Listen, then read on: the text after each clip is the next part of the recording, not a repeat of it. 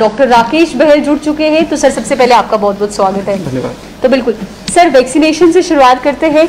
बहुत सारे लोग हैं जो एक गैप पीरियड आया है, इसमें अभी भी कहीं ना कहीं समझने में बहुत सारी क्वायरीज उस चीज को लेकर आ रहे हैं। तो मैं चाहती हूँ कि आप पूरी तरीके से बताएं कि वैक्सीनेशन का एग्जैक्टली गैप कितना है, कब एक व्यक्ति वैक्सीनेशन के लिए जा सकता है, पॉजिटिव होने के बाद, ठीक होने के बाद एटलीस्ट एक गैप पीरियड कितना होना चाहिए। जी शुरू से बताते हैं।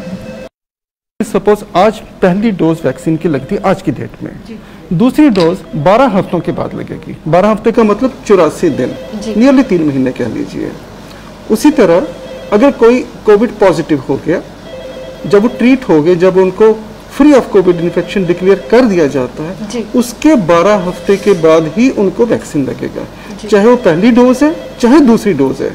अगर बीच में वैसे सिक हुए, ठीक होने के 12 हफ्ते के बाद। अब यानी कि 12 हफ्ते का फार्मूला ही याद रखना चाहिए कि पहला वैक्सीन दूसरे वैक्सीन के बीच में 12 हफ्ते का गैप, और अगर बीच में किसी को सिकनेस हुई, उसके बाद जो वैक्सीन की डोज ड्यू है, चाहे पहली है चाहे दूसरी है, 12 हफ्ते के बाद। जी सर, पहले सवाल ले लेते हैं। तो बिल्कुल वही बात करते हैं। बहुत सारे लोगों का ये भी कहना है कि जब पहला डोज लेंगे इतना गैप पीरियड आएगा, क्या जो वैक्सीनेशन का जो काम करने का है, क्या उसका इफेक्ट जो है वो कम हो जाएगा? ऐसा भी बहुत सारे जो लोग हैं वो सवाल उठा रहे हैं। अगर दोनों के बीच में गैप कम है तो जो इफेक्ट है वो जितना भी आता है जी, उसको बढ़ाना है अगर, तो गैप बढ़ाने से होता है जी। मैं वापस आता हूँ एक बात पे कि जो भी वैक्सीन हम देते हैं उनके बीच में जो टाइम इंटरवल्स हैं वो बड़ी लॉन्ग टाइम की स्टडीज और रिसर्च के बाद डिसाइड होते हैं जी। कोविड के केस में जो वैक्सीनेशन डेवलप हुई है, क्योंकि सब कुछ नया है, वैक्सीन भी नया है, तो हमको पैरेलल में जो स्टडीज चल रही हैं उनकी फाइंडिंग की बेसिस पे ये जो इंटरवल है जी, 2 डोजेस के बीच का, उसको हम बढ़ा रहे हैं on the basis of positive findings of the research जी। हमें भी मालूम है कि जितना ज़्यादा गैप होगा उतना इम्यून रिस्पांस बेटर आएगा जी। जो वैक्सीन के बाद हमको इम्यूनिटी मिलनी है, बॉडी में डिजीज से फाइट करने की जो स्ट्रेंथ आनी है, वो लंबे गैप से ज़्यादा आएगी जी। पहले हमने 4 हफ्ते से स्टार्ट किया, 4 से कम में हमें मालूम है कि कोई असर नहीं होता। फिर जैसे हमें इनकरेजिंग रिजल्ट्स मिले लेबोरेटरी से, हम 6 हफ्ते पे आए, फिर 8, और आपकी जो लेटेस्ट जो फाइंडिंग्स हैं उसकी बेसिस पे यही डिसाइड होता है कि 12 हफ्ते का गैप जो है वो हमको एक अच्छी स्ट्रेंथ देगा इम्यूनिटी की। बिल्कुल हम ये कह सकते हैं कि जहाँ पे जो ये वैक्सीनेशन है अच्छे से काम करती हुई दिख रही है और इफेक्टिवनेस जो है वो उसकी देखने को मिल रही है। तो सर वहीं पे सवाल लेते हैं पहला। हेलो हेलो हेलो हेलो जी सर, अपना सवाल बोलिए सर। सवाल तो ये कोई कह रही थी बीजेपी की लड़की, वो गाँव मुफ्त ये कोविड ठीक हो जाएगा जी। घरेलू नुस्खे जो होते हैं जिस तरीके से कह रहे हैं, क्या उससे कोविड ठीक हो सकता है? अब किसी भी घरेलू नुस्खे पे जी देखिए कुछ भी हो, मतलब हम ये कह सकते हैं घरेलू नुस्खे की बात कर रहे हैं ना, कि आप जो घर पे हम कहीं ना कहीं सुने सुनाए नुस्खों की बात करते हैं। किसी भी घरेलू नुस्खे पे विश्वास ना करें। कोविड वो बीमारी है जी जो हमको समझने का मौका कम दे रही है जी, क्योंकि सिंपल सिकनेस से स्टार्ट होती है, बुखार, खांसी, जुकाम जो आम भी होता है जी। ये उसी सिंपल सिकनेस से स्टार्ट होती है, मगर बहुत जल्दी ये सीरियस फॉर्म में चली जाती है, इसलिए हमको समझने का मौका कम देती है। इसके लिए जो स्टैंडर्ड ट्रीटमेंट प्रोटोकॉल्स हेल्थ की तरफ से या डॉक्टर्स की तरफ से एडवाइस होती है वही स्ट्रिक्टली फॉलो करनी चाहिए। घर के नुस्खों के ऊपर डिपेंड करके हम अपना प्रेशियस टाइम वेस्ट कर रहे हैं, और उसी के कारण हमको जो लेट रिपोर्टिंग के केस मिलते हैं उन्हीं में कॉम्प्लिकेशन ज़्यादा आती है, और वही बड़े अनफॉर्चुनेटली जान से हाथ धोने वाले केस भी उन्हीं में से मिल रहे हैं। इसलिए घरेलू नुस्खों पे बिल्कुल डिपेंड ना। जी बिल्कुल, नेक्स्ट सवाल ले लेते हैं। हेलो हेलो जी, मुझे ये एक क्वेश्चन पूछना था कि आप कह रहे हैं, आपके डॉक्टर साहब से पूछना था कि कोविशील्ड के बीच आप 12 वीक्स की गैप उन्होंने रखी है जी, मतलब ड्यू टू एफिकेसी इसमें अच्छी आती है जी हाँ, लेकिन जिन्होंने ऑलरेडी 2 डोजेस किए हैं कोविशील्ड के जी, व्हाट अबाउट देम? उनको भी अच्छी इम्यूनिटी मिलेगी। जो हमने पहली स्टडीज की बेसिस पे उनको जो दिया, उनकी भी इम्यूनिटी कमजोर नहीं होगी, उनकी भी एक सफिशिएंट डिपेंडेबल इम्यूनिटी उनमें भी बनेगी। सिर्फ हमें विद टाइम हमको पता चल रहा है कि अगर हम फासला बढ़ाते हैं तो इम्यूनिटी और भी अच्छी मिलेगी। तो जिनको पहले 2 डोजेस लग चुकी है जी जी मैडम, हमने ऑलरेडी 2 डोजेस लगाए हैं कोविशील्ड की, क्योंकि पहले तो कोविशील्ड ही था। बिल्कुल मैडम। तो मतलब आप कह रहे हैं कि 12 वीक्स की समझता है। हाँ देखिए, मतलब एक डाउट बन गया ना कि जिन्होंने ऑलरेडी 2 डोजेस लिए हैं जी, तो उनको मतलब क्या इम्यूनिटी का क्या सिस्टम है? मैं ये कहूंगा कि अगर उस केस में 100% इम्यूनिटी है तो अभी जो हमने 12 हफ्ते का गैप बढ़ाया है इसमें 110% इम्यूनिटी है, मगर 100% से कम इम्यूनिटी आपको नहीं मिली। जो आपने 4 हफ्ते या 6 हफ्ते के गैप पे लगाया है उसमें जो एक्सपेक्टेड इम्यून रिस्पॉन्स है सफिशिएंट है, मगर 12 हफ्ते से और भी ज्यादा मिलेगा। जी हाँ, 12 हफ्ते से और भी ज्यादा अच्छा मिलेगा, मगर पहले वाला इम्यून रिस्पॉन्स कमजोर नहीं है। तो बिल्कुल जैसे ये पूछ रही है कि अब जिन्होंने ऑलरेडी पहले दोनों डोज लगा लिए हैं, कहीं ना कहीं वो ये सोच विचार कर रहे होंगे क्या हमने जल्दी तो नहीं कर दी जी। ऐसा नहीं है, उन पे भी उतना ही असरदार रहेगा जितना इन पे रहेगा। बस साइंटिफिकली हम कह सकते हैं जो रीडिंग एक आती है और इफिशिएंसी और इफेक्टिवनेस। मेडिकल रिसर्च में यही होता है कि हम विद टाइम पाते हैं कि जितना पहले किसी बेनिफिशियरी को बेनिफिट मिला है हो सकता है आगे चल के हम पहले से ज्यादा बेनिफिट नई मेडिसिन डेवलप होती हैं, नए वैक्सीन डेवलप होते हैं, नई ट्रीटमेंट मोडालिटीज डेवलप होते हैं। वो ये नहीं कहते कि पहले वाला ट्रीटमेंट गलत है, वो ये कहते हैं कि ये जो नेक्स्ट वाला है हमने डिवाइस की है ये शायद उससे थोड़ा सा बेटर रहेगा जी। तो हम उस पे चलते हैं। कभी पुरानी चीजें कई बार आउटडेट हो जाती है, पर ऐसा नहीं कि वो बेकार थी, मगर जो नई वाली चीज हमको उससे बेटर उससे सेफर मिलती है तो उसको एक्सेप्ट किया जाता है for the larger benefit of the human beings. Next सवाल ले लेते हैं। हेलो जी सर, अपना सवाल बोलिए सर। हेलो जी, सवाल बोलिए सर अपना। ये एक्चुअली मैं 20 दिन पहले कोविड पॉजिटिव था जी, उसके बाद मैं क्वारंटाइन रहा, क्वारंटाइन के बाद मैं नेगेटिव हो गया जी हाँ। तो अब कभी कभी मुझे खांसी आती है, तो इसलिए डॉक्टर साहब से पूछा था क्या क्या प्रिकॉशन करना है। आप जितनी मेडिसिन पहले ले रहे थे वो सारी बंद हो चुकी है डॉक्टर साहब? जो मेडिसिन सारी ले रहे हैं सारी बंद हो चुकी है ना? नहीं डॉक्टर साहब, मैं मेडिसिन ले रहा हूँ। ले रहे हैं? हाँ मेडिसिन भी ले रहा हूँ, मेडिसिन ले रहा हूँ। साथ में गर्म पानी के गरारे करते हैं? नहीं, गर्म पानी के गरारे करा था, आप बंद करोगे? वो बंद ना करिए, वो अच्छा। दिन में 3-4 बार वो करिए और रात को सोने से पहले गर्म पानी की भाप लीजिए, वो बंद ना करिए। कम से कम मास्क लगाता उस समय ज्यादा खांसी होती है। हाँ वो तो ठीक है, मगर रात को सोने से पहले आप गर्म पानी की भाप लीजिए, कोई 5 मिनट के लिए, 5 या 10 मिनट के लिए, और गर्म पानी के गरारे दिन में 2-3 बार करिए, तो उससे आपको आराम लगेगा।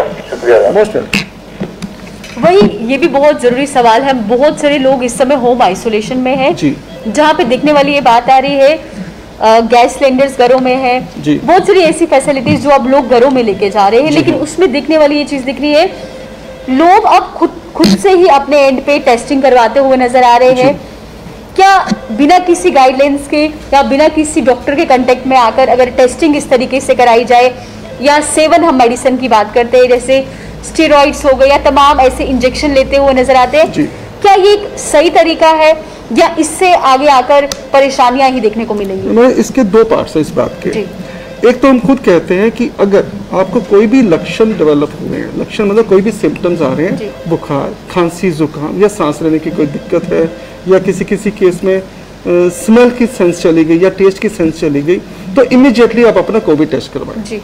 ये हम हर किसी को बार बार कहना चाहते हैं कि जरा सा भी सस्पिशन हो फटाफट अपना कोविड टेस्ट करवाएं अपनी मर्जी से जाके। बस इसके अलावा हम कोई भी चीज एडवाइस नहीं कर रहे कि आप अपनी मर्जी से करें, हम बस ये एनकरेज कर रहे हैं अपनी मर्जी से फटाफट जाइए और अपना कोविड टेस्ट करवाइए। उसके बाद जो ट्रीटमेंट पार्ट है उसमें अपने डॉक्टर खुद ना बने। पहले भी मैंने बताया था कि आजकल हम ज्यादा पेशेंट्स को टेलीफोनिकली कंसल्ट कर रहे हैं, कई वीडियो कॉन्फ्रेंसेस हो रही हैं, क्योंकि हर कोई का डिस्टेंस रख रहा है, हॉस्पिटल भी लोग आने में डरते हैं। तो उसमें क्या हो रहा है कि हम किसी को कोई प्रिस्क्रिप्शन लिख के देते हैं किसी एक पर्टिकुलर पेशेंट को, उसको अच्छी लगी, हमें आराम लग गया, उसके रिलेशंस में किसी को कोई प्रॉब्लम हुई, वो कहते हैं डॉक्टर क्या पूछूं तो ये मेडिसिन मैंने ली थी, आप भी ले लो। जी बिल्कुल बिल्कुल ठीक है, वो शुरू हो जाते हैं। अब उनको नहीं मालूम कि इनमें से कौन सी मेडिसिन एग्जैक्टली उस पेशेंट के फायदे के लिए है और कौन सी उसके लिए हार्मफुल भी हो सकती है। हर पेशेंट दूसरे से अलग है, किसी के अंदर कोई और बीमारी भी हो सकती है, किसी का उस मेडिसिन को रिस्पांस जो बॉडी का है डिफरेंट होगा दूसरे से, तो वो हमको खुद टाइट्रेट करना पड़ता है, खुद अपने डिस्क्रिप्शन से एडवाइस करना पड़ता है। तो इस तरह की जो प्रिस्क्रिप्शन है ना फ्लोट कर रही हैं, वो हर कोई अपने ही हिसाब से कर रहा है। दूसरा, कई लोगों ने अपने घरों में ऑक्सीजन और ऑक्सीजन कॉन्सेंट्रेटर्स भी रख लिए, फिर जरूरत पड़ेगी खुद ही लगा लेंगे और खुद लगाना शुरू भी कर देते हैं। ठीक है, जैसे होम आइसोलेशन पे किसी को रखा हमने, वो कुछ ट्रीटमेंट अपनी मर्जी से बीच में ऐड कर लेते हैं। उसमें प्रॉब्लम ये आ रही है कि बिना ऑब्जर्वेशन के, बिना रिक्वायरमेंट के कोई भी ट्रीटमेंट हमने स्टार्ट कर लिया, उसके बेनिफिट्स तो मिले ना मिले, मगर उसके हार्मफुल इफेक्ट्स के मिलने का खतरा ज़्यादा है। जैसे ऑक्सीजन खुद लगानी शुरू कर दी, मगर जो ऑक्सीजन का मास्क, उसकी ट्यूबिंग, उसकी फिटिंग कैसी हो, ऑक्सीजन किस स्पीड से देनी है, और ऑक्सीजन का जो फ्लो है वो कंटेमिनेशन फ्री है कि नहीं, ये सब चीज़ें तो मालूम नहीं है ना, मगर शुरू कर अनट्रेंड आदमी ऑक्सीजन भी लगाने लग पड़ा, वो कई बार बहुत हार्मफुल हो जाती है। थर्ड है इन्वेस्टिगेशंस। हमें कई पेशेंट्स की बहुत सी इन्वेस्टिगेशंस करवानी पड़ती, बेसिक ब्लड इन्वेस्टिगेशन से लेके कुछ कोविड स्पेसिफिक टेस्ट हैं वो भी हमको करवाने पड़ते हैं। कई केसेस हमको छाती का एक्सरे, इवन सीटी स्कैन भी करवाना पड़ता है। अब कुछ पेशेंट्स में हमने देखा है कि बिना हम लोगों की एडवाइस किए भी वो खुद ही सीटी स्कैन भी करवा लेते हैं, ब्लड टेस्ट भी करवा के ले आते हैं। एक तो बहुत अपना बिना रीज़न के टेस्ट करवा रहे हैं, ब्लड भी दे रहे हैं, उस पर खर्चा भी कर रहे हैं, देन अननेसेसरीली वो लेबोरेटरी में जा रहे हैं। बिल्कुल, जब वो पॉजिटिव है उनको तो लेबोरेटरी तक जाना नहीं चाहिए। जी बिल्कुल, हम भी एडवाइस करने पहले सोचते हैं कि पेशेंट को ब्लड टेस्ट करवाना है तो प्रैक्टिकली क्या क्या फिजिबल रहेगा, क्या उसको इन्फेक्टेड पेशेंट को लेबोरेटरी में जाने के लिए बोले या ना बोले। अकॉर्डिंगली ये सारी इफ्स एंड बट्स के बाद सोचने के बाद ही हम थोड़ा हेजिटेशन के साथ एडवाइस कर पाते हैं।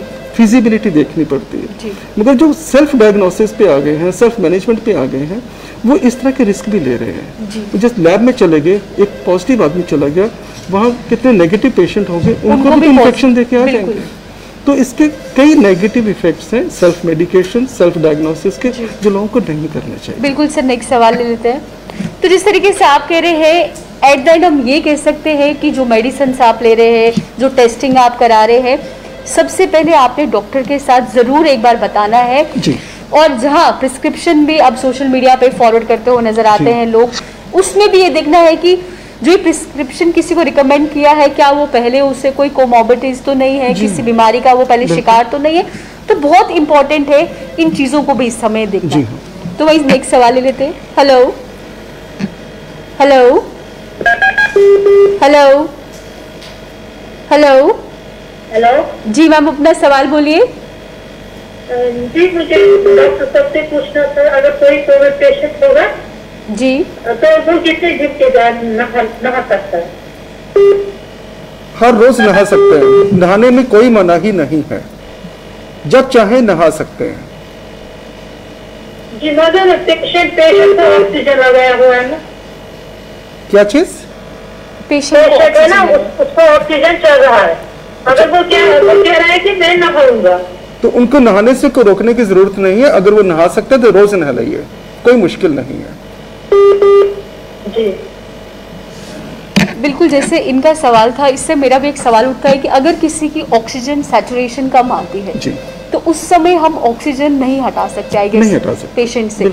तो अगर इनकी ऑक्सीजन सैचुरेशन ठीक आती है तो फिर ये तभी, जो भी हाइजीन जब कंफर्टेबल तभी करेंगे ना, क्योंकि जिस टाइम उनकी ब्रीदिंग में डिफिकल्टी, उस टाइम वो नहाने का सोच भी नहीं सकते। ये तभी सोच पाएंगे जब थोड़े से कंफर्टेबल होंगे, तो वो कंफर्ट जोन में ही कर पाएंगे। बिल्कुल। हेलो हेलो हेलो जी सर, अपना सवाल बोलिए। हेलो हाँ जी, वो है ना डॉक्टर साहब ऑनलाइन। जी बोलिए।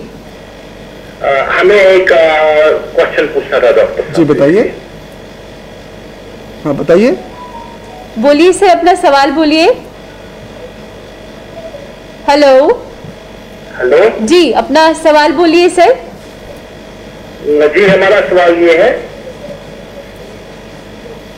तो हमारा सवाल ये है, कोविड पॉजिटिव पेशेंट रिकवर हुआ है जी, कोविड पेशेंट रिकवर हुआ है जी हाँ, आगे पूछिए। हेलो हाँ बताइए। हाँ बताइए जी बोलिए, आप अपना सवाल जो है वो पूरा बोलिए। कोविड पेशेंट रिकवर हुआ है, लेकिन हल्का सा उसमें बलगम जैसा लगता है मॉर्निंग में, जब नींद से उठता है तो हल्का सा बलगम जैसा लगता है। खांसी नहीं आती है लेकिन हल्का सा चेस्ट में और बलगम जैसा लगता है सुबह सुबह, ज्यादा नहीं, फिर गर्म पानी से वो ठीक होता है। बिल्कुल ठीक है। इस मरीज को रोज रात को सोने से पहले गर्म पानी की भाप लेनी चाहिए कोई 5-6 मिनट के लिए। रोज करने से ये जो सुबह बलगम आती है नहीं आएगी, आराम लग जाएगा। रोज रात को सोने से पहले गर्म पानी की भाप लीजिए। बिल्कुल, जैसे इन्होंने कहा, बहुत सारे जो भी कोरोना पॉजिटिव होते हैं उसके बाद जब रिकवर भी करते हैं कुछ ना कुछ सिम्टम्स उनको देखने को मिलते हैं, या थोड़ी सी रहेगी, थकावट हो जाती है, बुखार रहता है, या हल्की हल्की खांसी जो है वो आती है। उस समय अगर हम बात करें जो मेडिसिन वो लेते हैं, क्या उन्हें वो कंटिन्यू करना चाहिए या बंद कर देना चाहिए, या जिस तरीके से गार्गल्स की बात करते हैं, गर्म पानी के भाप की बात करते हैं, ये चीजें उन्हें उस समय भी इस्तेमाल करनी चाहिए? हाँ, ये during the course of sickness भी हम एडवाइस करते हैं, और जब मेडिसिन खत्म भी हो जाती है बिल्कुल बंद कर तो भी कुछ दिन के लिए ना, हफ्ता या 10 दिन तक, जब तक पूरी तरह कंफर्टेबल फील ना करे, ये रोज करने में कोई प्रॉब्लम नहीं है। इनके बेनिफिट से नुकसान कोई नहीं है। जी सर, नेक्स्ट सवाल ले लेते हैं। Hello hello. हाँ जी, हाँ जी जी, सवाल बोलिए सर अपना। सवाल है, मुझे बेसिकली वैक्सीन के बारे में बात करनी थी जी। वैक्सीन जब हम ये पोर्टल पर जाते हैं बुक नहीं हो रहा है जी, तो उसमें हम एक सजेशन देना चाहते हैं कि जब तक आएगा नहीं, क्योंकि लोग बहुत परेशान हैं। जी हेलो। जी जी, बोलिए। हाँ नमस्कार। जी नमस्कार। नमस्कार नमस्कार। हेलो। इनकी कंप्लेंट हम राइट वाटर्स तक पहुंचा सकते हैं जी। तो टेक्निकल रीजंस हैं और हम राइट पर्सन तक इनकी इंफॉर्मेशन जो कंप्लेंट है कन्वे करते हैं। बिल्कुल सर, नेक्स्ट सवाल ले लेते हैं। Hello hello. हेलो जी, अपना सवाल बोलिए सर। मेरा सवाल है, जो कोविड के लक्षण होते हैं ना, कभी किसी में दिखाई नहीं देते हैं, वो अपने आप ठीक भी हो जाता है जी, तो उसको किस चीज का परहेज करना चाहिए फिर? देखिए, अगर तो किसी को कोई लक्षण है उसका तो सब क्लियर है, उसको तो हम आइसोलेट कर देते हैं, पर यह भी देखने में आया कि कई मरीजों को कोई लक्षण होते ही नहीं है, उनको पता भी नहीं चलता कि वो कोविड पॉजिटिव हैं। इसीलिए हर किसी को हम यही कहते हैं कि आप ध्यान रखें कि आप किसी पॉजिटिव पर्सन के कांटेक्ट में अगर आए हैं तो अपने आप को आइसोलेट कर लें, इससे बड़ा और कोई प्रिकॉशन नहीं है। अगर किसी को लगता है कि एक कोविड पॉजिटिव पेशेंट है जिसके कांटेक्ट में मैं आया हूँ, 15-20 मिनट उसके काफ़ी देर पास में रहा हूँ एक कमरे में, तो खतरा है कि मेरे को एक्सपोजर हो सकता है, तो उस टाइम सबसे अच्छा स्टेप जो है, जो करना चाहिए, क्वारंटाइन हो जाए। क्वारंटाइन मतलब आप घर में बंद हो जाए कमरे में। बंद होने का मतलब कि आप अपने आप को फिक्स करने कमरे में, मैं बाहर नहीं जाऊंगा, मैं किसी को मिलूंगा नहीं, और ऑब्जर्व करें कि आप में कोई लक्षण डेवलप तो नहीं होते। उससे क्या होगा, अगर आप में कोई लक्षण डेवलप होते भी हैं तो सिर्फ आप ही में होंगे, और आप खुद भी केयरफुल हैं आराम से, और आपके परिवार के बाकी सभी लोगों में बचाव हो जाएगा। अगर हम ऑफिस में जाते हैं और इतने देर हम जैसे बंद रहे हैं, तो हमारे जो ऑफिस के कलीग्स हैं, हमने उनको भी इन्फेक्ट होने से बचाया। तो कुल मिला के जब भी हमें सस्पिशन हो, हम किसी पॉजिटिव के कांटेक्ट में आए हैं, अपने आप को क्वारंटाइन करना सबसे पहला स्टेप है, मोस्ट इम्पोर्टेंट। बिल्कुल सर, नेक्स्ट सवाल ले लेते हैं। Hello hello hello hello.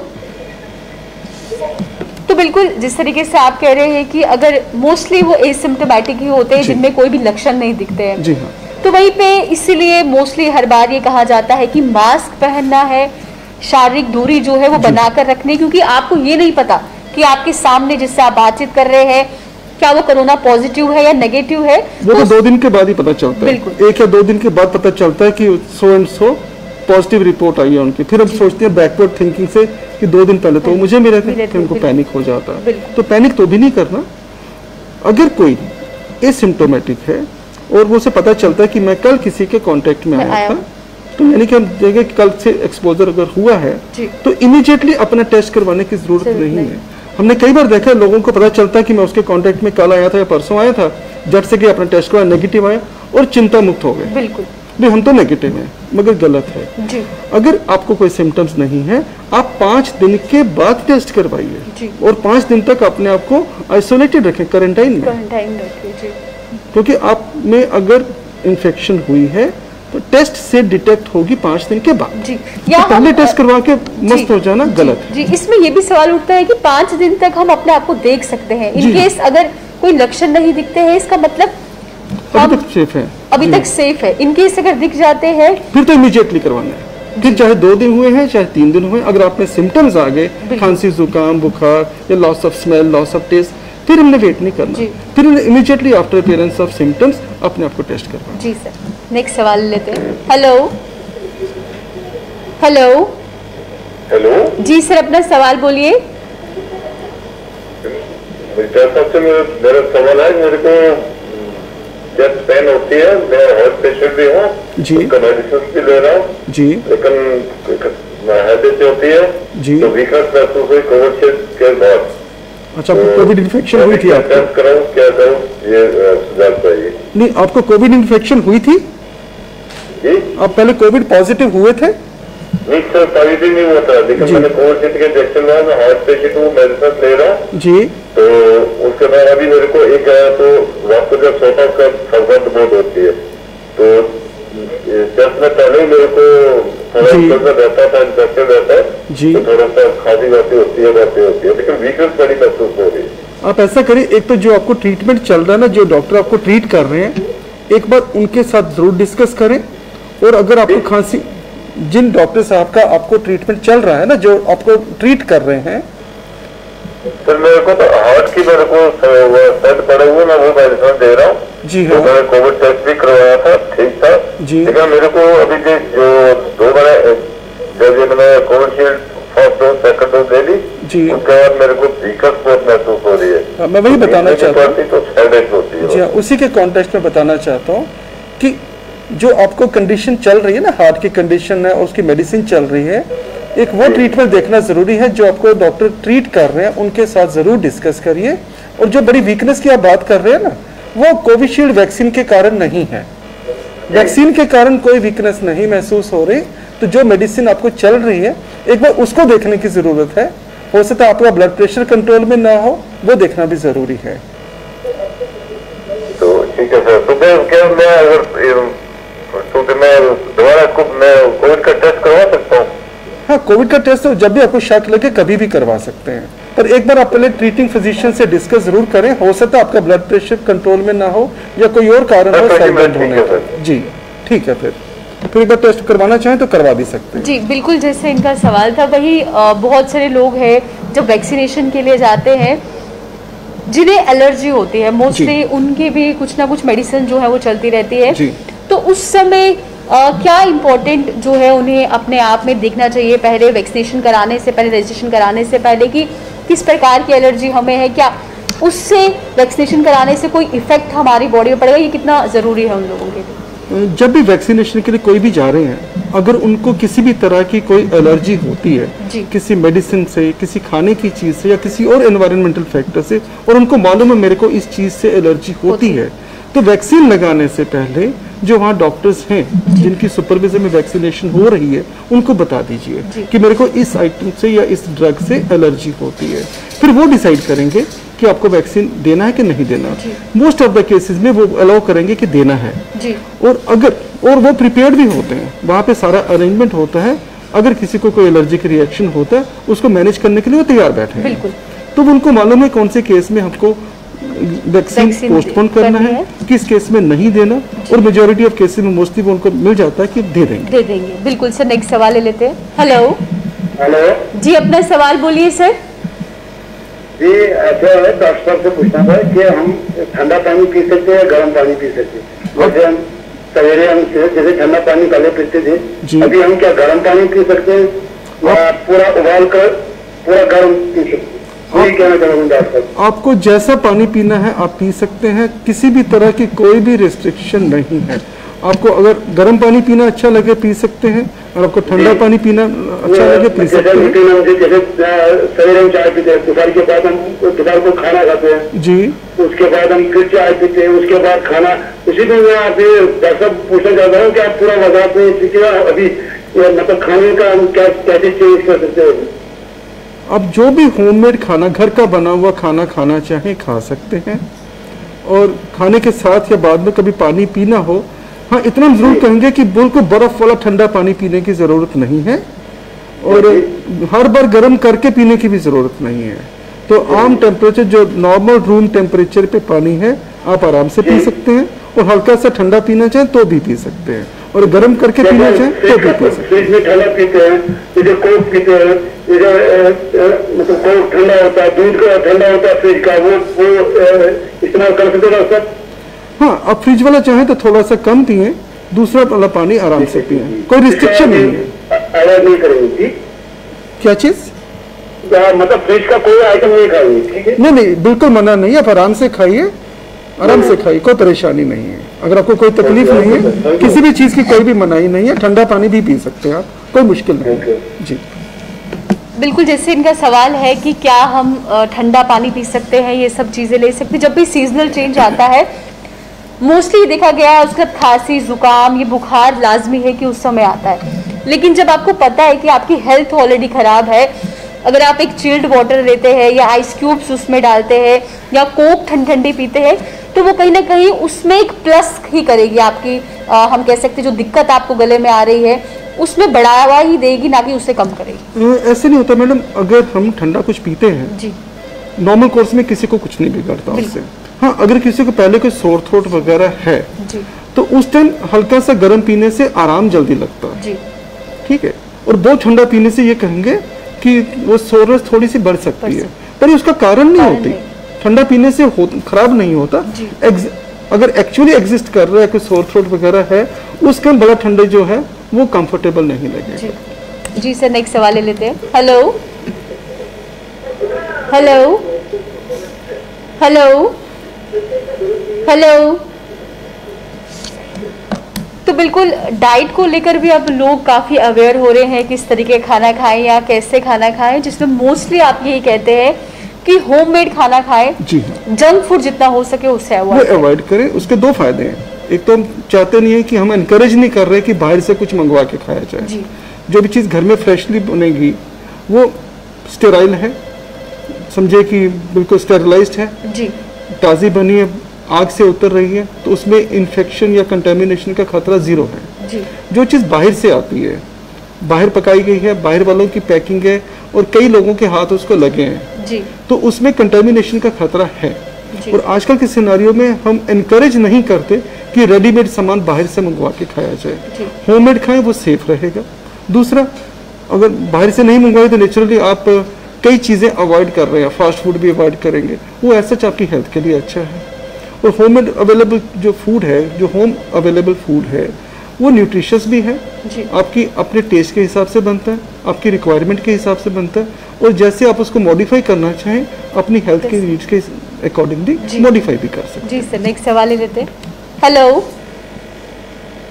Hello hello जी, अपना सवाल बोलिए सर। मेरा सवाल है ये कि मैंने 6 मई को मैंने कोविड टेस्ट किया जी। हेलो जी हाँ, बताइए। हेलो हाँ जी, बोलिए आगे। मैंने कोविड टेस्ट किया 6 मई, उसके बाद वो पॉजिटिव आया जी, मगर रेड किया मैंने। उसके बाद मैंने 10 मई को जो टेस्ट किया रेड का टेस्ट किया वो भी पॉजिटिव आया जी। और उसके बाद मैंने 10 दिन के बाद यानी कि 17 मई को मैंने टेस्ट किया, वो रेड आया नेगेटिव और RT-PCR आया पॉजिटिव। अच्छा, आज मुझे हो गया 15 दिन जी। हेलो जी हाँ, आगे बताइए। हेलो जी, आगे बताइए। आप आइसोलेशन में हैं? हेलो, आप आइसोलेशन में हैं अभी? हाँ, मैं आइसोलेशन में था, 15 दिन हो गया। और आपको मैं बिल्कुल फिजिकली फिट हूँ जी, मैं बिल्कुल फिजिकली क्या मैं ये कोविड टेस्ट करना पड़ेगा? आपको ट्रीटमेंट खत्म हो चुका है? हाँ, आपको जो दवाई चल रही थी क्या बंद हो चुकी है? वो मैंने खाया, मैंने खाया और तीन अच्छा, टैबलेट मैंने दिन में खाया। अच्छा, एक बात बताइए, आपको कोई सिम्टम है, बुखार, खांसी, जुकाम कुछ? नहीं, वो मुझे भी उस वक्त भी नहीं था, इन दिनों नहीं करा है, न बुखार, न खांसी, न कुछ, न ऑक्सीजन। मैंने इन दिनों से, मैंने 20 दिनों से ऑक्सीजन लेवल चेक किया जी, और 95 और 96 मुझे ऑक्सीजन लेवल रहा। ठीक है, फिर तो हम कह सकते हैं कि आप कोविड इन्फेक्शन से फ्री हो चुके हैं, आप बाहर आ सकते हैं। बाकियों से डिस्टेंस मेंटेन करके रखिए, मास्क पहने रखिए और आइसोलेशन से आप बाहर आ सकते हैं। तो बिल्कुल वही, अब समय हो चुका है एक छोटे से ब्रेक का, तो जल्द लौटते हैं ब्रेक के बाद।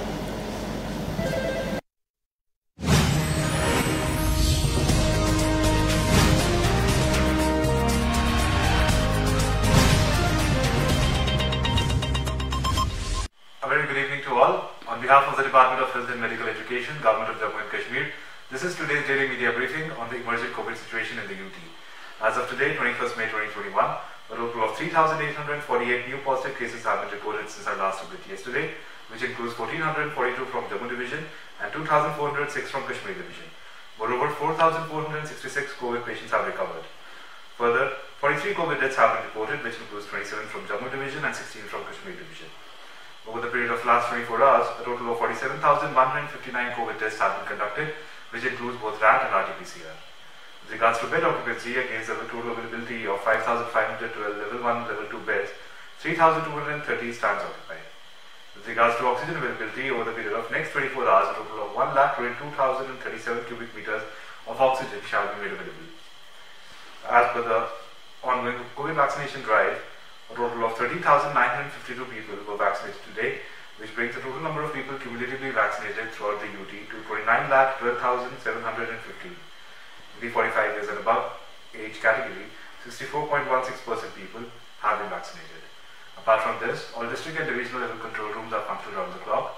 Teleconsultations are available through the ECGP portal. Apart from this, 2 live call-in programs, Cove Talk on Gulistan and Doctor Speak on DD Kashir are running on morning and evening slots. Also, a new program, Doctor on Radio, is running from 3 to 4 p.m. on All India Radio. Finally, 108 ambulance services are available 24/7. Thank you. Covid की दूसरी wave से बचे।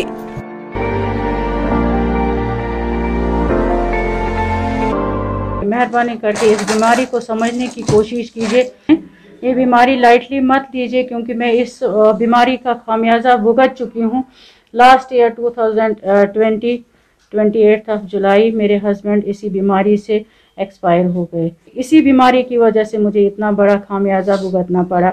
लोग इस बीमारी को इतना ज़्यादा लाइटली, ना डिस्टेंस मेंटेन कर रहे हैं और ना ये मास्क यूज़ कर रहे हैं, और जहाँ पे भी गैदरिंग में मास्क यूज़ नहीं करते हैं। मैं सबसे यही इल्तिजा करती हूँ, सबसे पहले मास्क इस्तेमाल करिए, हैंड वॉश करिए, डिस्टेंस मेंटेन करिए, क्योंकि ये इस बीमारी का कुछ भी पता नहीं चलता है कि ये कहाँ से क्या होता है और इंसान कब कैसे इंसान के साथ क्या होता है, क्या नहीं होता है, और इंसान मरने की कगार तक पहुँचता है। National health mission Jammu Kashmir द्वारा जनहित में जारी।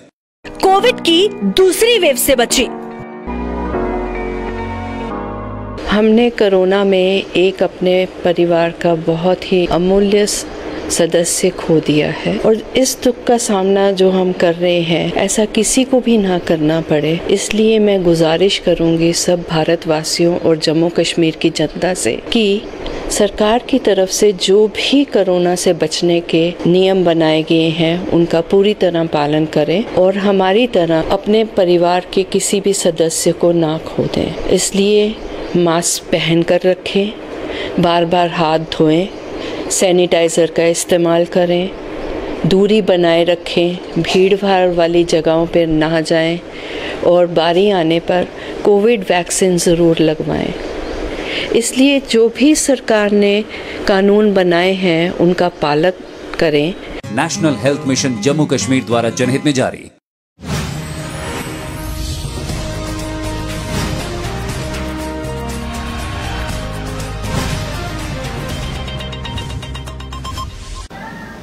ब्रेक के बाद फिर से आप सभी का स्वागत है। तो बिल्कुल सर, फोन कॉल्स ले लेते हैं।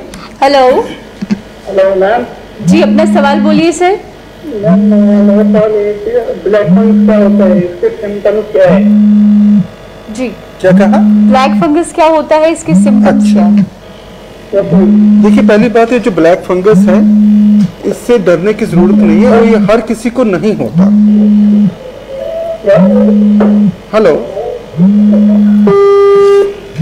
जो ब्लैक फंगस की उन्होंने बात करी, ये बेसिकली जैसे आजकल हमारे कोविड के केसेस पूरे कंट्री में बहुत जगह ट्रीट हो रहे हैं, कईयों को ऑक्सीजन चल रही, बहुतों को जितने भी हॉस्पिटल में उनमें से आधे से ज़्यादा को ऑक्सीजन चल रही है, और उनमें से भी जो ज़्यादा इस स्टेज में पहुँचे हैं वो वही हैं जिनकी इम्यूनिटी बड़ी लो है जी, या किसी की अनकंट्रोल्ड डायबिटीज़ है, या कोई किडनी डिजीज़ है, या उनको कुछ ऐसी मेडिसिन पे डालना पड़ जाता है जिससे उनकी इम्यूनिटी और लो हो जाती है। फॉर एग्जांपल कुछ ड्रग्स हैं जिनको हम बोलते हैं स्टीरॉइड्स, वो उनको कई कंडीशंस में देने पड़ते हैं, तो उनकी वो लाइफ सेविंग ड्रग्स होते हैं और उनके साथ कभी कभी थोड़ी सी इम्यूनिटी और लो हो जाती है जी। तो ऐसे केसेस में ये जो फंगस, जिस ब्लैक फंगस की बात कर रहे हैं, इसकी इन्फेक्शन हो जाती है मरीज को जी। और जो अभी कुछ केसेस पाए गए हैं उनमें यही पाया गया कि मोस्टली ये चेहरे के एरिया में होती है, नाक में, ओरल कैविटी में जी। और काफ़ी डिस्ट्रक्टिव होती है। अनफॉर्चुनेटली ऐसे केसेस में कॉम्प्लिकेशंस और डेथ के चांसेस भी हाई हो जाते हैं जी। पर हमें इतना भी ज़्यादा डरने की ज़रूरत नहीं है, क्योंकि इस time at any given time country में हज़ारों मरीज़ कोविड के ट्रीटमेंट के लिए हॉस्पिटल्स में हैं जी। और ऑक्सीजन पे भी हैं, और उनमें से भी मेजॉरिटी जो है जिनकी इम्यूनिटी लो है ड्यू टू सर्टेन रीजंस, उनमें भी एक मिनिस्क्यूल प्रोपोर्शन जिन पे ये केसेस पाए गए हैं। सभी में होने का खतरा नहीं है, पर हाँ ये हम जरूर कहना चाहते हैं कि जो लोग सेल्फ मेडिकेशन बड़ी करते हैं, जैसे आजकल भी कुछ ड्रग्स हैं, स्टीरॉइड्स जिन्हें हम बोलते हैं, लोग खुद लेने शुरू करती हैं।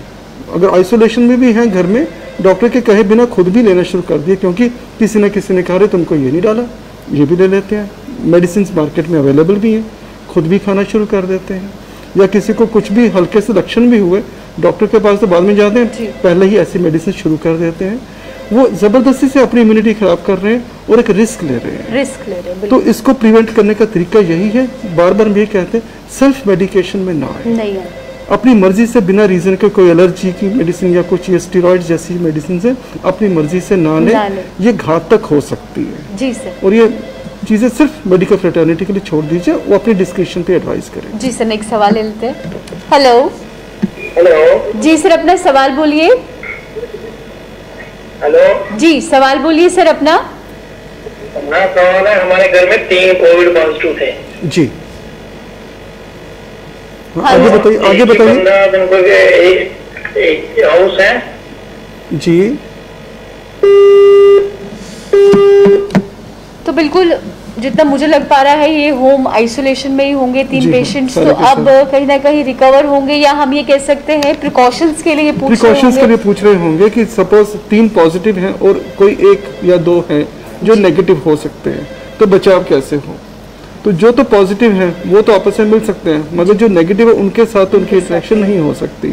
तो आइडियल सर्कमस्टांसेस में जैसे उनके घर का स्ट्रक्चर है, अगर वो अलाउ करे तो पॉजिटिव लोग एक तरफ हो सकते हैं और नेगेटिव वाले फ्री रहें, और नेगेटिव वाले उनको जैसे लुक आफ्टर कर रहे हैं, और उसके दौरान वो अपने सारे परहेज ऑब्जर्व करें, मास्क हमेशा लगा के रखें, और मरीज के सामने ना जाएं। उनको खाना वगैरह भी देना तो उनके दरवाजे के बाहर छोड़ दें, जिसको वो खुद उठा लेंगे, और अपनी पर्सनल हाइजीन पूरी तरह मेंटेन करें, और घर की खिड़कियां वगैरह खुली रखें जी, वो बहुत ज़रूरी है।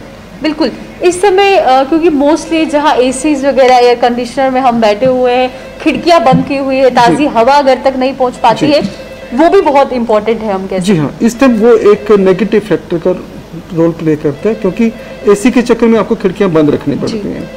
तो आजकल हम लोग यही रिकमेंड कर रहे हैं, अगर आपने एसी लगाया भी है तो भी दरवाजा या खिड़की खुली रखें। But we need is free flow of air, बाहर से ताज़ी हवा अंदर आए, अंदर की भी डाइल्यूट होकर बाहर की तरफ जाती जाए।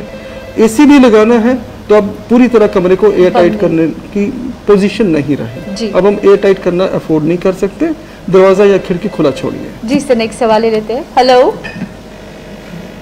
हेलो हेलो हेलो हेलो जी, अपना सवाल बोलिए सर।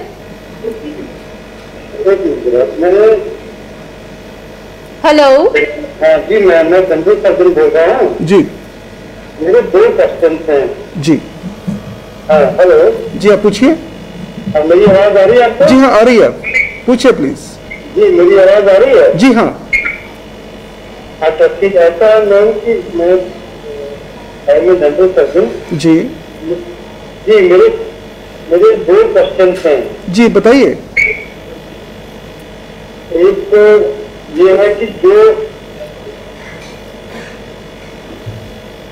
और मिला हुआ है, तो बिल्कुल जहां आप बातचीत करते हैं कि एहतियातों को बरतना इस समय बहुत ज़रूरी है, और साथ ही साथ ये ख्याल रखना है कि इस समय की जो सिचुएशन बनी हुई है, डरने वाली बात नहीं है, हाइपर नहीं होना है जी। अगर आप प्रिकॉशंस टाइम पे लेते हैं, खान पीन का ध्यान रखते हैं और कम से कम घर से बाहर जाकर रुक करते हैं, तो मुझे नहीं लगता उससे बड़ी कोई चीज होगी इस समय इस महामारी से लड़ने। बिल्कुल, देखिए लॉकडाउन इसीलिए तो लगाया गया है कि आपको घर से बाहर नहीं निकलना है।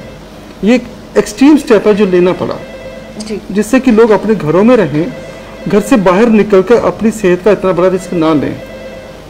अगर आपको जरूरत नहीं है बाहर निकलने की, बिल्कुल मत निकलिए। जिसकी तो ड्यूटी है, जिसको जाना है अपनी ड्यूटी वो जाएगा।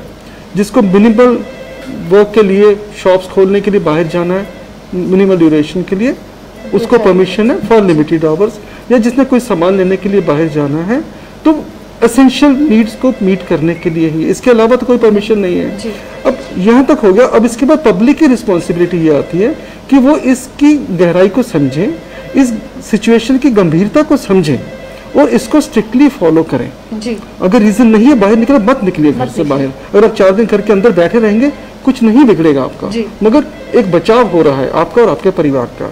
बिना रीजन के घर से बाहर जाके एक तो हम इन्फेक्शन को इनवाइट कर रहे हैं, और जब उसको लेके घर पहुंचेंगे तो बाकियों के लिए खतरा लेके आ रहे हैं। बिना रीजन के बाहर निकलना सबसे बड़ी जो है चुनौती है इस टाइम, इस सिचुएशन। जी सर, नेक्स्ट सवाल लेते। तो बिल्कुल ये कह सकते हैं कि रिस्क फैक्टर ज्यादा है बाहर, और जितने प्रिकॉशंस आप लेंगे और वैक्सीनेशन की तरफ साथ साथ अपना रुझान करिए, तभी हम इस समय से निकल पाएंगे। जी बिल्कुल, वही नेक्स्ट सवाल लेते हैं। हेलो जी सर, अपना सवाल बोलिए। मैम एक पेशेंट है, एज है 70 ईयर। जी बोलिए सर।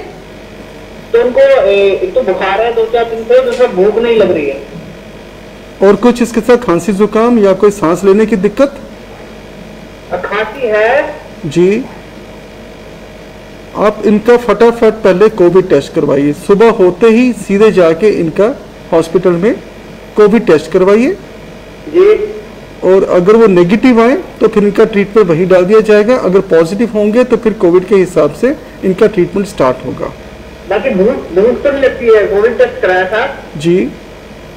नहीं, भूख लगना या ना लगना एक सेकेंडरी बात है। भूख लगना या ना लगना सेकेंडरी बात है, पर प्राइमरी टेंशन की बात यह है कि उनको बुखार भी है, खांसी जुकाम भी है, इसलिए उनका कोविड टेस्ट जरूर करवाना है। जी।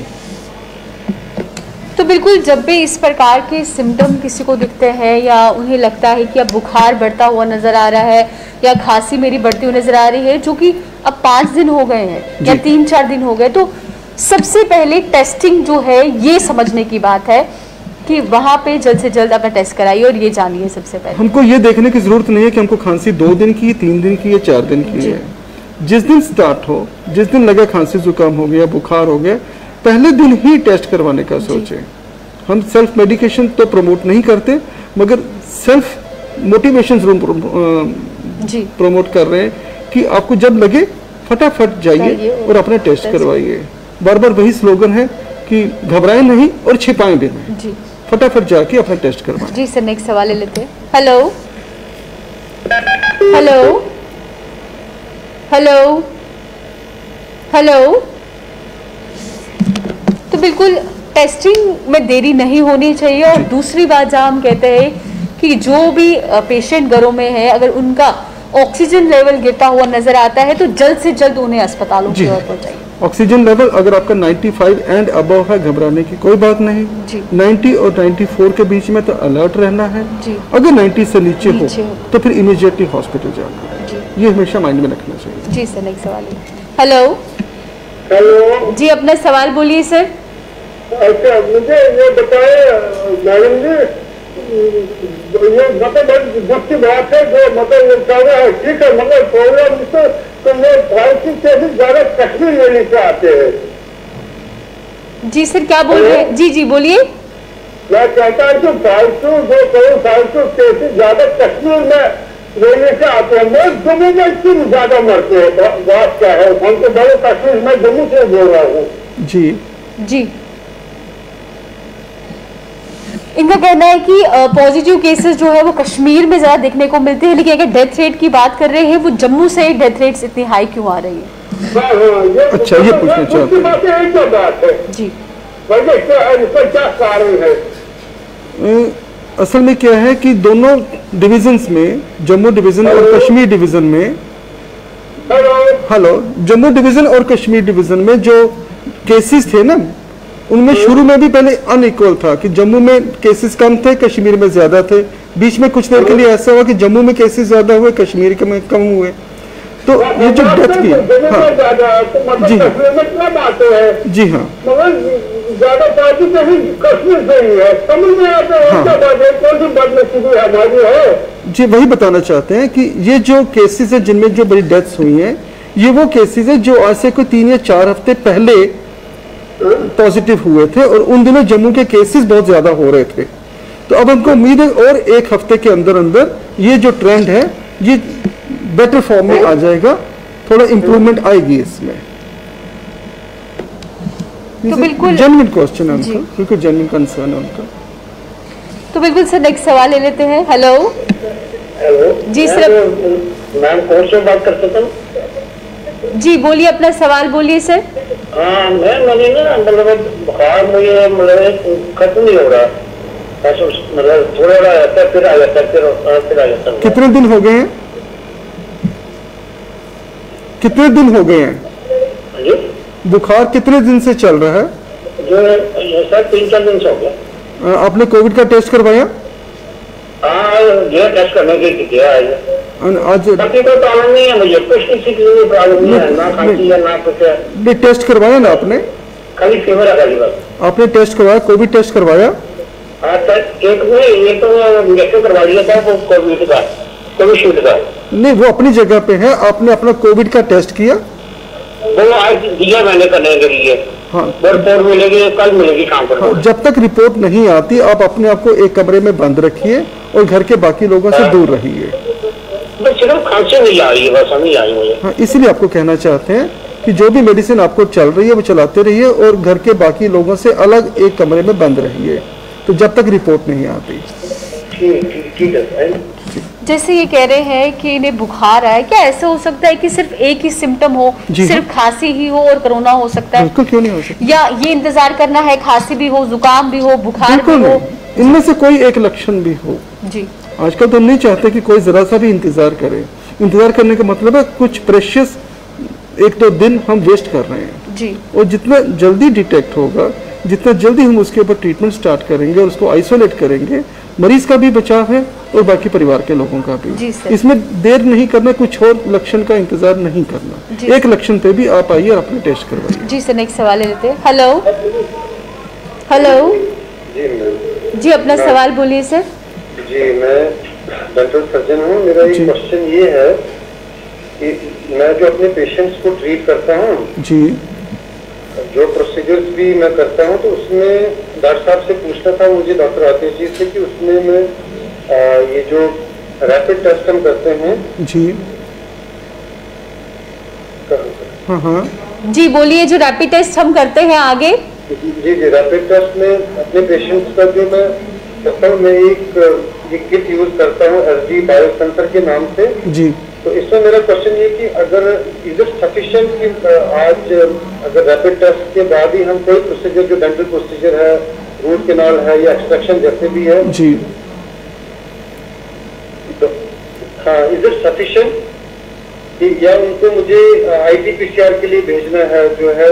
लेकिन देखिए, अगर मरीज को जी डॉक्टर कोविड से रिलेटेड कोई सिम्टम नहीं है, कोई सिम्टम्स नहीं, खांसी नहीं है, जुकाम नहीं है, बुखार नहीं है, symptoms nothing but only just precautionary, मैंने जी, ये जो एक एसडी बायोसेंटर के नाम से ये किट मंगाई थी, तो मैं वही बताना चाहता हूँ, अगर आपके जो मरीज हैं, जो डेंटल पेशेंट आ रहे हैं, अगर उनको कोविड जैसा कोई भी सिम्टम नहीं है, बुखार, खांसी, जुकाम नहीं है, तो रैपिड टेस्ट सफिशिएंट है। मगर उसके साथ आपको अपने सारे पर्सनल प्रिकॉशंस लेने हैं। आपने डबल मास्क पहनना है, और अपने अगर फेस शील्ड यूज करते हैं जरूर करनी है, और अपना जो पीपी किट अगर आप यूज करते हैं तो जरूर करना है जी। तो बिल्कुल, जैसे इनका भी एक सवाल है कि रैट टेस्टिंग लेकर ही अगर पेशेंट आते हैं, लेकिन इन्हें अपना भी ख्याल रखना है कि बहुत ज्यादा जरूरी इन तक इन्फेक्शन जो है वो ना फैले, क्योंकि डेंटल सर्जन का एक्सपोजर बहुत ज्यादा है। बिल्कुल। नेक्स्ट सवाल ले लेते हैं sir. Hello hello hello hello जी, अपना सवाल बोलिए। जी, गुड इवनिंग मैम। जी गुड इवनिंग मैम, अपना सवाल बोलिए। मैं सवाल ये बोल रहा था कि डॉक्टर साहब से ये पूछना था कि इसकी बता effective science of Covid vaccination, जो वैक्सीन हम करवाते हैं जी, उसकी इफेक्टिवनेस की साइन क्या है? इसके इफेक्टिवनेस का साइन एज सच कोई नहीं होता। इसकी साइन यानी जैसे किसी को कोविड की अलामतें बताते हैं ना, जैसे जी, डायरिया हो या बुखार वगैरह हो, तो क्या इसके जो वैक्सीनेशन लगाने के बाद भी क्या ऐसा कोई साइंस आ जाती है जो सिमिलर हो? नहीं, ऐसा कोई साइन नहीं होता जिससे मैं पता चले कि हमें नहीं। मैं शुरू से बताता हूँ, जब किसी को वैक्सीन लगता है तो शुरू के 1-2 दिन में हल्का सा बुखार या शरीर में दर्दें हो सकती हैं। वो साइन है कि हाँ, वैक्सीन ने हमारे शरीर में जाके काम करना शुरू कर दिया। ठीक है, जब वैक्सीन ने हमारे शरीर में एक इम्यूनिटी बना दी, कुछ दिनों के बाद हमारे शरीर में कोविड से फाइट करने के लिए रेजिस्टेंस डेवलप कर दी, उसके बाद एज सच कोई अलग से साइन कोई डेवलप नहीं होता। पर यह जरूर होता है कि अगर हमको कोविड इन्फेक्शन होगी तो वो हमको ज्यादा तंग नहीं करेगी। नहीं सर, वो तो मैं समझ गया जी। पर मेरा क्वेश्चन क्या है कि जैसे हमने फर्स्ट सेकंड वैक्सीन लगाया जी, या पहले जैसे कोविड मुझे हुआ तो मैंने बाद में जो पहला आदमी था तो मैंने टेस्ट करवाया, अपनी ड्यूटी चेक करवाई तो पॉजिटिव जी। उसके बाद मैंने जो वैक्सीन लगाई, लेकिन फर्स्ट वैक्सीनेशन लगाया उसमें कोई उतना ज्यादा प्रॉब्लम नहीं हुई, लेकिन सेकंड वैक्सीनेशन के बाद थोड़ा सा भारी पन हो रहा है, खराबी हो रही है, तो मैं ये पूछा तो बता क्या? हाँ, ये जो हल्के से साइंस एंड सिम्टम्स है ये वैक्सीन के बाद डेवलप होते हैं, मगर उसके बाद इससे वैक्सीन से ऐसा हो सकता है कि मतलब जो भारीपन हो जाए या मतलब जैसे लूज मोशन तो नहीं है, लेकिन वैसे कोई हो जाए या बिल्कुल किसी केस में हो सकते हैं, मगर नुकसान नहीं। वैक्सीन चल रही है एक जगह दूसरी जगह, नहीं, ऐसा नहीं, ऐसा सोचने की बात नहीं है। किसी केस में ऐसे सिम्टम्स पाए गए हैं, पर इनसे डरने की बात, ये टेम्पररी होता है, और जो वैक्सीन ने हमारे शरीर को इम्यूनिटी देनी है वो अपनी जगह काम कर रहा है। उससे ये ना सोचें कि इससे कोई शायद हमारी इम्यूनिटी कम होगी, बिल्कुल नहीं। इम्यूनिटी, वैक्सीन अपनी तरफ से इम्यूनिटी आपके शरीर में डे बाई डे डेवलप कर रहा है। तो बिल्कुल वैक्सीनेशन को लेकर काफ़ी सवाल है लोगों के कि कैसे लगवाएं, कब लगाएं, क्या इफेक्टिवनेस है, क्या कुछ लक्षण इसको देकर मिलते हैं, तो बहुत ज़रूरी भी है, हर एक व्यक्ति को ये पता होने चाहिए बिफोर वैक्सीनेशन। तो वही नेक्स्ट सवाल ले लेते हैं। हेलो हेलो हेलो जी, अपना सवाल बोलिए। मेरा ये सवाल है, अगर किसी को बुखार हो तो उसको वैक्सीनेशन हो सकती है? अगर बुखार या खांसी जुकाम चल रहे तो हम 2-3 दिन के लिए वैक्सीन को पोस्टपोन कर सकते हैं। अगर किसी को बुखार या खांसी जुकाम कुछ हो रहा है या कोई भी सिकनेस है तो 2-4 दिन के लिए हम वैक्सीन को डिले कर सकते हैं, 2-4 दिन के बाद लगा सकते हैं। हाँ, उस दिन छोड़ के 2-3 दिन के बाद लगा सकते हैं। जैसे वैक्सीनेशन को लेकर ये सवाल पूछ रहे हैं कि खांसी हो, जुकाम हो, ये कह सकते हैं जब आप अच्छे से उससे रिकवर हो जाए उसके बाद ही वैक्सीनेशन के। जैसे किसी को भी कोई भी सिकनेस चल रही हो ना, खांसी जुकाम बुखार है, जैसे बाकी वैक्सीन के बारे में बोलते हैं, अगर कोई सिकनेस चल रही है तो you can hold the vaccine for 2 or 3 days जब तक वो सिकनेस ओवर ना हो जाए। इनके किसी को बुखार वगैरह चल रहा है तो उसके साथ ही वैक्सीन देने की जरूरत नहीं है। और आजकल के सिनेरियो में ये चेक करना भी जरूरी है कि कहीं वो कोई कोविड तो नहीं है, वो टेस्टिंग भी करवाना जरूरी है। नेक्स्ट सवाल ले लेते हैं। हेलो जी, अपना सवाल बोलिए। हाँ जी, ऐसे है, मुझे क्वेश्चन पूछना है डॉक्टर साहब से। जी मैडम। जी बोलिए मैम। जी जी बोलिए। हेलो। हाँ जी बोलिए, अपना सवाल बोलिए मैम। ऐसे मेरी मदर को बुखार था पिछले ट्यूसडे को, 11 मई को जी, रात को हुआ था, ठंड लग के जी, और फिर वो 2-4 दिन हुआ 100 से नीचे ही रहा, 100 गया बस 1-2 दिन, और फिर 3 दिन हुआ नहीं कुछ भी, और फिर एक दिन 98 गया, और फिर शाम को सुबह 98 और शाम को 99.5 रह रहा है जी। तो हमने पार्टी कराया है रैपिड टेस्ट, तो उसमें तो नेगेटिव आया है, तो क्या करना चाहिए हमें? उसमें क्या आया है? नेगेटिव आया है। हेलो। हाँ, आपका टेस्ट जो है रिजल्ट नेगेटिव आया ना? हाँ जी, टेस्ट नेगेटिव है। तो इसका मतलब है कि बुखार का कारण कुछ और भी हो सकता है, अदर देन कोरोना कोई भी कारण हो सकता है। तो आपने किसी डॉक्टर को कंसल्ट किया? तो बिल्कुल जैसे इनका ये सवाल है कि अब इसमें क्या करना चाहिए, तो क्या सजेशन आप इन्हें देंगे? इसमें एक चीज ये हाईलाइट होती है कि इनको कोविड इन्फेक्शन नहीं है, बुखार का कारण अदर देन कोविड भी तो हो सकता है, तो दे मस्ट गेट इन्वेस्टिगेटेड और first of all scene by doctor. बिल्कुल। नेक्स्ट सवाल ले लेते हैं। हेलो जी, अपना सवाल बोलिए। मेरा मेरी मदर पॉजिटिव थी जी। हेलो जी हाँ बताइए। हेलो जी, सवाल बोलिए सर अपना। मेरी मदर पॉजिटिव थी। हाँ जी। तो मैंने उनका 14 दिन के बाद उनका ये करवाया, RT-PCR करवाया जी। तो उनका RT-PCR 14 दिन के बाद भी वो पॉजिटिव आया। अभी उनको कोई सिम्टम है? सिम्टम कोई भी नहीं है उनको, कितने दिन के बाद वो फिर पॉजिटिव आया। नहीं, कितने दिन से उनको कोई लक्षण नहीं है, बुखार खांसी या जुकाम कितने दिन से नहीं है? माइल्ड कफ है, इतनी ज्यादा नहीं है, सैचुरेशन भी ठीक है, टेम्परेचर कोई भी नहीं है जी। तो वो आइसोलेशन में ही है घर में अभी तक? नहीं, आइसोलेशन में नहीं है, अभी 2-3 दिन से नहीं है आइसोलेशन में। मैं 14 दिन के बाद वो घर में आ गई थी सबके साथ। अच्छा, घर में आ चुके हैं, ठीक है। वो अपने मास्क वगैरह लगा के रखिए, अब उनको हम कोविड फ्री डिक्लेयर कर सकते हैं। अच्छा, कोविड फ्री कर सकते हैं ना? वो घर में ही रहेंगे, सारे प्रिकॉशन लेंगे वो। ठीक है सर, ठीक है सर। बिल्कुल, जैसे इन्होंने कहा कि घर में आ चुके हैं, माइल्ड सा जो एक इन्फेक्शन देखने को मिल रहा है, लेकिन उसके बाद भी जो प्रिकॉशंस अपनी जगह है वो लेते रहेंगे। जी सर। नेक्स्ट सवाल ले लेते हैं। हेलो जी, अपना सवाल बोलिए। अच्छा, मुझे डॉक्टर से बताया था जिससे डबल डोज क्या है ना वैक्सीन जी। हेलो। हाँ जी बोलिए, डबल डोज किया वैक्सीन आगे? इससे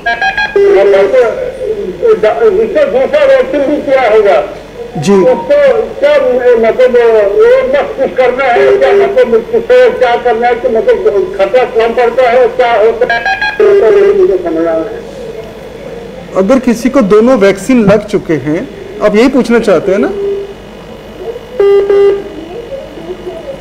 बिल्कुल, इनका सवाल ये है कि अगर किसी को दोनों जो हम कह सकते हैं पहला डोज और दूसरा डोज लगा है, क्या इफेक्टिवनेस है उससे, और उससे कैसे कोरोना से हम बच पाते हैं? हमारे शरीर में इम्यूनिटी डेवलप हो गई, जो दूसरा वैक्सीन भी लगने के कुछ दिन के बाद, कुछ हफ्तों के बाद हम कहते हैं कि इम्यूनिटी अब पूरी तरह डेवलप हो गई है। उसके बाद हमें फ़ायदा ये है इसका कि हमें इन्फेक्शन तो हो सकती है, कोरोना की इन्फेक्शन हो सकती है, मगर वो हमारे शरीर में जाके ज़्यादा डैमेज नहीं कर सकती। अगर इन्फेक्शन हो गई, या तो हमें कोई सिम्टम्स डेवलप नहीं होंगे, अगर होंगे भी तो बड़े माइल्ड डेवलप होंगे, जिसका हमें कोई ज़्यादा कैन से कि फील भी नहीं होगा ज़्यादा, या हल्के से सिम्टम्स जो मैटर नहीं करते। जी, तो बिल्कुल जिस तरीके से कॉलों का सिलसिला जो है लगातार होता हुआ, तो वही अब समय हो चुका है अलविदा लेने का। तो मुझे और सर को दीजिए इजाज़त, फिर मुलाकात करेंगे। नमस्कार।